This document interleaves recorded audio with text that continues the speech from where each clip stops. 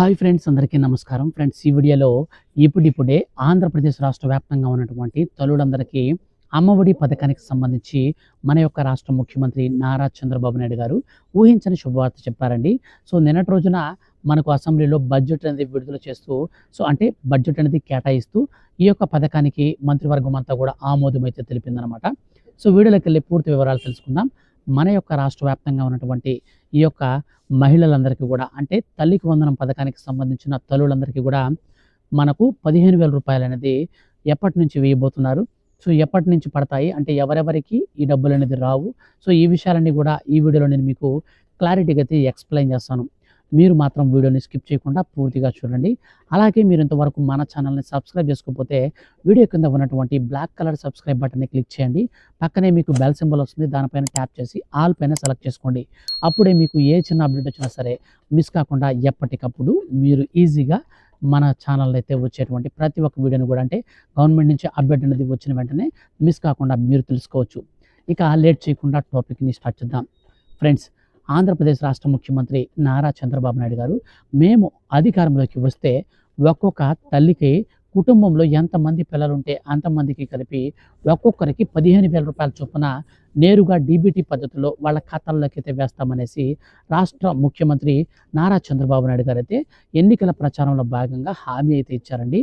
So హామీ ఇచ్చిన తర్వాత రాష్ట్ర ప్రభుత్వం ఏం చేసిందంటే ఎట్టకేలకు నారా చంద్రబాబు నాయుడు గారు గెలిచిన తర్వాత ఈ స్కీమ్కి సంబంధించి ఎవరెవరికి ఈ డబ్బులు అనేది ఇవ్వాలి, సో ఎవరెవరికి ఇవ్వకూడదు అనే దానికి సంబంధించిన విధి విధానాలు అయితే ఇప్పటి వరకు ఎటువంటి మనకు క్లారిటీ అయితే ఇవ్వలేదు. సో ఎప్పటి నుంచి డబ్బులు అనేది వేస్తారో కూడా ఇప్పటి వరకు మనకు క్లారిటీ అయితే ఇవ్వలేదు. అయితే ఈ నేపథ్యంలో రాష్ట్ర వ్యాప్తంగా ఉన్నటువంటి తల్లులందరూ కూడా చాలా రోజుల నుంచి ఎదురు చూస్తున్నారన్నమాట. ఎందుకంటే స్కూల్స్లో ఫీజులు కట్టాలి. సో పిల్లలందరికీ కూడా ఈ యొక్క చదువుకున్నటువంటి విద్యార్థులందరికీ కూడా ప్రైవేట్ స్కూల్స్లో చదువుతుంటారు.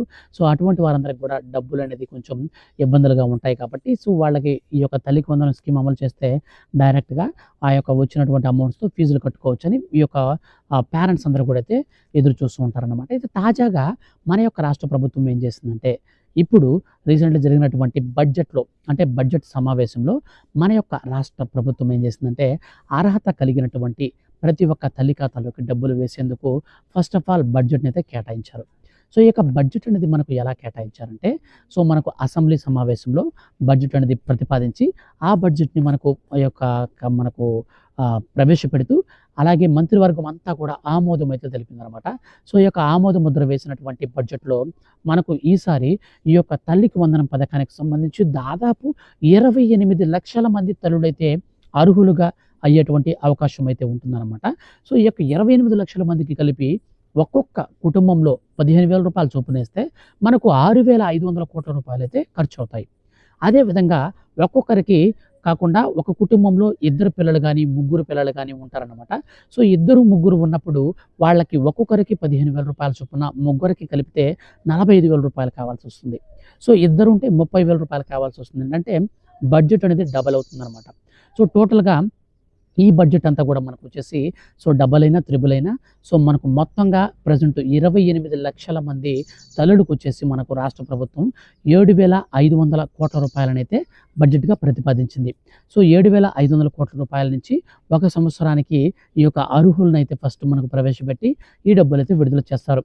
సో తర్వాత అనంతరం మనకు వచ్చేసి ఈ యొక్క బడ్జెట్ అనేది పెరిగే అవకాశం ఉంటుందని రాష్ట్ర ప్రభుత్వం కూడా మనకి ఇప్పటికే చెప్పకనే చెప్పిందనమాట. అంటే ప్రజెంట్ ఉన్నటువంటి ఈ బడ్జెట్ అనేది మనకు కొంచెం పెంచి నెక్స్ట్ బడ్జెట్ అనేది కొంచెం మనకు హెవీగా అయితే చేస్తారనమాట. అంటే ఎగ్జాంపుల్గా మనకు 10,000 కోట్ల రూపాయల వరకు అర్హత కలిగినటువంటి ప్రతి ఒక్క తల్లి ఖాతాల్లోకి వేసేటువంటి అవకాశం అయితే ఉంటుంది. అంటే 10,000 కోట్ల రూపాయల బడ్జెట్ అనేది ప్రవేశపెట్టి ఈ 10,000 కోట్లలో తొలుత మనకు ఫస్ట్ విడత కింద మనకు 15,000 రూపాయల చొప్పున ఒక్కొక్కరికి వేసుకుంటూ వస్తారనమాట.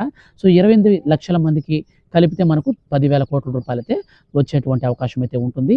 అలాగే మన యొక్క రాష్ట్ర వ్యాప్తంగా ఉన్నటువంటి ఈ యొక్క మహిళలందరికీ కూడా తల్లికి వందనం పథకానికి సంబంధించి అంటే గతంలో మనకు అమ్మఒడి పథకం పేరుతో అయితే ఈ స్కీమ్ మనకు లాంచ్ చేయదనమాట.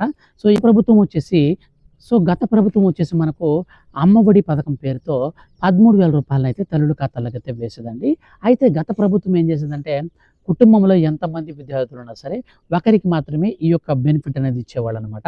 కానీ ఇప్పుడు ఈ గవర్నమెంట్ ఏం చెప్పిందంటే, సో కుటుంబంలో ఎంతమంది ఉంటే అంతమందికి కూడా 15,000 చొప్పున ఇస్తామని చెప్పారు. కానీ గత ప్రభుత్వం మనకు ఎవ్రీ జనవరిలో మనకు 2 టైమ్స్ అయితే ఇచ్చారు. తర్వాత నుంచి జూన్ మాసంలో అయితే ఇచ్చారనమాట. సో టోటల్‌గా మనకు ఎవ్రీ ఇయర్ వచ్చేసి మనకు జూన్ మాసంకంతా కూడా ఇచ్చేవాళ్ళు. కానీ ఇప్పుడు ఈ యొక్క మనకు కూటమి ప్రభుత్వం వచ్చిన తర్వాత ఈ నిన్నటి రోజున బడ్జెట్ అనేది ప్రవేశపెట్టినప్పుడు ఒక కీలక విషయాన్ని అయితే వెల్లడి చేశారండి. సో ఎవరైతే అర్హులు ఉంటారో వాళ్ళని మేము మొట్టమొదట గుర్తించాలి. సో అర్హులను గుర్తించిన తర్వాత ఫ్రాడ్స్ అనేటివి జరగకుండా జెన్యూన్‌గా ఎవరైతే ఒరిజినల్‌గా అర్హత కలిగినటువంటి తల్లులు ఉంటారో సో వాళ్ళకైతే మేము డబ్బులు ఇస్తామని చెప్పారనమాట. సో అందులో భాగంగానే మన యొక్క రాష్ట్ర ముఖ్యమంత్రి నారా చంద్రబాబు నాయుడు గారు నిన్న బడ్జెట్ అనేది విడుదల చేశారు కదా! సో ఈ బడ్జెట్‌లో మనకు కొన్ని కొత్త రూల్స్‌ని కూడా అయితే ప్రవేశపెట్టారండి. సో తల్లికి వందనం స్కీమ్‌కి సంబంధించి అర్హత పొందాలి అంటే కొన్ని రూల్స్ అయితే మనకు ప్రవేశపెట్టారు. ఆ రూల్స్‌లో మనం ఎలిజిబిలిటీ సాధిస్తే తప్ప మనకు ఒక్క రూపాయి కూడా డబ్బులైతే రావన్నమాట. సో ఈ యొక్క ఎలిజిబిలిటీ రూల్స్ ఏంటి విషయం అనే దానికి సంబంధించిన కంప్లీట్ ఇన్ఫర్మేషన్ చూసుకుంటే, సో మొట్టమొదటగా మనకు ఈ యొక్క తల్లికి వందనం పథకానికి సంబంధించి అర్హత సాధించాలి అంటే మొట్టమొదటగా ఆ యొక్క విద్యార్థి అలాగే ఆ యొక్క తల్లి ఇద్దరూ కూడా ఆంధ్రప్రదేశ్ నివాసి అయి ఉండాలి. వాళ్ళకి ఖచ్చితంగా రేషన్ కార్డ్ అయితే ఉండాలి. ఇక ఆధార్ కార్డ్ కూడా కలిగి ఉండాలి. ఈ యొక్క బ్యాంక్ అకౌంట్ కూడా ఎన్‌పిసిఐ మ్యాపింగ్ అంటే ఆధార్ కార్డ్‌తో లింక్ అయి ఉండాలి. ఆధార్ కార్డ్‌తో రేషన్ కార్డ్ కూడా లింక్ అయి ఉండాలి. సో ఈ యొక్క లింక్స్ అనేటివి కలిగి ఉండాలి. ఇక తర్వాత వచ్చేసి వాళ్ళకి క్యాష్ టు ఇన్‌కమ్ సర్టిఫికేట్ అయితే ఉండాలి. స్టూడెంట్‌కి వచ్చేసి ఖచ్చితంగా 75% అటెండెన్స్ అయితే ఉండాలి. సో తొలుత 80% అయితే పెట్టాలనుకున్నారు కానీ దాన్నైతే మనకు తగ్గించి 75% అయితే మనకు డిక్లేర్ చేశారనమాట. సో 75% అటెండెన్స్ అనేది ఏ విద్యార్థికి అయితే ఉంటుందో సో అటువంటి వారు మాత్రమే ఈ తల్లికి వందనం పథకానికి సంబంధించి అర్హత అయితే సాధిస్తారనమాట. సో అలాగే మనకు తర్వాత వచ్చేసి మన యొక్క రాష్ట్ర వ్యాప్తంగా ఉన్నటువంటి ఈ యొక్క తల్లులందరూ కూడా ఈ యొక్క పథకానికి సంబంధించి అర్హత సాధించాలి అంటే వాళ్ళ కుటుంబంలో 1వ తరగతి నుంచి 12వ తరగతి వరకు చదువుతున్నటువంటి విద్యార్థులు ఎవరైనా సరే ఉండాలి. సో 12వ తరగతి పైన చదివే వాళ్ళకి ఒక్క రూపాయి కూడా రాదనమాట.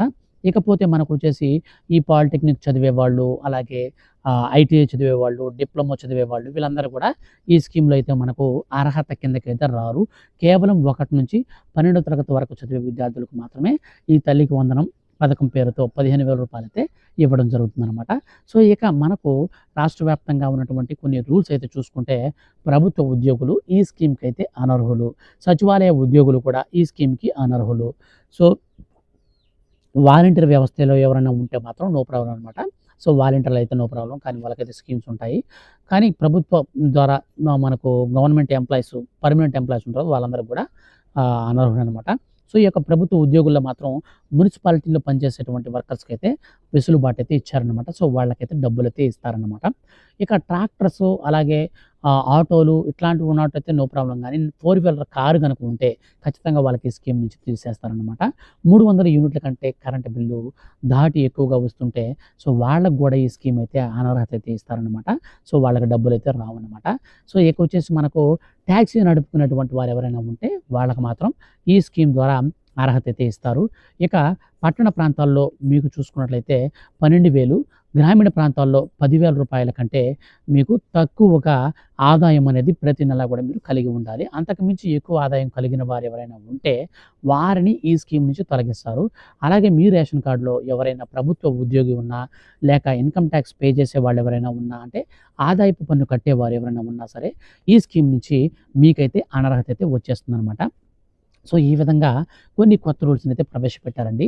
సో ఈ యొక్క రూల్స్ ద్వారా ఎవరైతే అర్హత సాధిస్తారో అటువంటి వారందరికి కూడా ఈ నెలాఖరికంతా కూడా వాళ్ళకి అర్హుల లిస్టులు అనేది మనకు రెడీ చేసి విడుదల చేసి వచ్చే నెల మొదటి వారంలో రాష్ట్ర వ్యాప్తంగా ఉన్నటువంటి తల్లుల ఖాతాలలోకి నేరుగా 15,000 చొప్పున డబ్బులైతే విడుదల చేయబోతున్నారండి. సో ఒక్కొక్క కుటుంబంలో ఎంతమంది పిల్లలు 1 నుంచి 12వ తరగతి వరకు చదువుతుంటారో సో అటువంటి వారందరికి కూడా డబ్బులైతే ఇస్తారనమాట. సో మీ ఫ్యామిలీలో ఒక ముగ్గురుంటే ఖచ్చితంగా మీకు 45,000 ఇస్తారు. ఇద్దరుంటే 30,000 ఇస్తారు. సో ఇదండి మొత్తం మీద స్కీమ్ అయితే. సో ఈ యొక్క స్కీమ్‌కి సంబంధించి ఫర్దర్‌గా ఏ చిన్న అప్డేట్ వచ్చినా సరే మిస్ కాకుండా ఎప్పటికప్పుడు తెలుసుకోవాలనుకుంటే మన ఛానల్‌ని సబ్స్క్రైబ్ చేసుకోండి.